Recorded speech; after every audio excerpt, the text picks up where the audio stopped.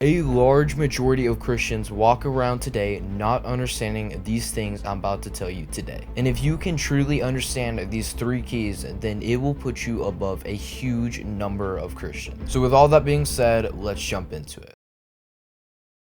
The first one is really a foundation that you stack everything else on. And when you get it, it can truly free up a ton of the problems you deal with. And that is never letting the way you view the world and the way you view yourself ever get outside of the finished work of Christ. Now, what do I mean by that? Well, first, what does the finished work of Christ mean? It's what Jesus achieved on the cross, taking who you were and what you did, making it dead, and forming you into a new creation that cannot identify in any way with the old version of you. You don't have to try to be like Jesus. You don't have to try to not sin. You don't even have to try to not be anxious and worry about your life, because you are like Jesus. You have been made like him. You have been made righteous and completely free from sin and fear. But here is what will get you off track in your Christian walk. When you forget about the significance of that and make everything about you. How do I become a good Christian? How can I please this person? How can I make my life better? And the whole time you're just spinning around and your life hasn't gone anywhere. All because you took your eyes off of Jesus, who purchased and handed to you everything you will ever need, and tried to make it happen yourself. If you learn to never take your eyes off of Jesus and what he did, then you can never be swayed by carnal things. It's impossible, because it's not about what happened in your life. That's completely irrelevant. It's about what Jesus paid for. Alright, second, being blinded by emotion. Now, this is extremely crucial to understand when you're trying to step into that new identity. Because as soon as you try to get it in your heart, the Bible says the enemy immediately comes to steal it. Why? So it can't grow into the fruit you need it to be. If he can steal that word from you while it's just beginning to grow, then it's easier than when you've been trained and established in the truth. So how do you keep this from happening? Well, if you're going to understand how to keep the lies from choking out the word, then you must understand what the lies are. The lies will be things that directly contradict what the Bible says. For instance, if you're meditating on peace, the enemy will point out all the things you have to worry about in your life. You need healing and the word says Jesus healed you, the enemy will point to how you feel. Of course, none of it's true. Anything that contradicts what the Bible says, no matter how much it feels real, it doesn't have any power until you give it power by believing it. When these lies come, you have to say, does this contradict what the Bible says? Yes, then it is a lie every time.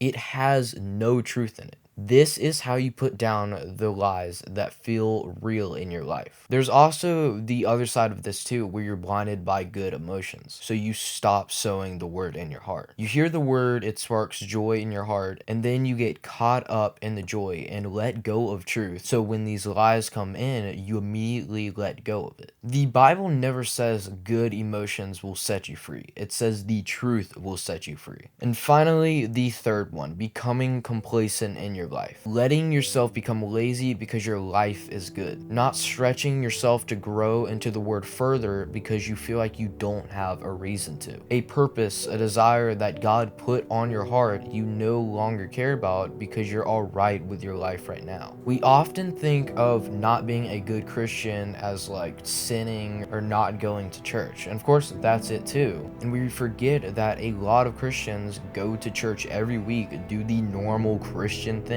and yet never do what God intended for them to do, because their heart was not in the word and in relationship with God at all. If we lose our path or our drive, if it's a drive to follow God and do what he created you to do, and it stops becoming a desire in your life, it's because you lose sight of what matters. You lose sight of Christ in you, who produces life and gives you that goal, gives you that drive to do what he wants you to do. And we just kind of make up excuses like, I wanted to do something else, or I just got tired of that. No, it's because we get lazy. We stop seeking God. We stop keeping our eyes on Jesus. And as a result, everything will crumble. It's not about what you can do. It's about you submitting yourself to be in a position to where you can live your entire life only being influenced by what he wants you to do. Thank you so much for watching the video, and if you did like it, make sure to go to the channel and check out all the other videos just like this.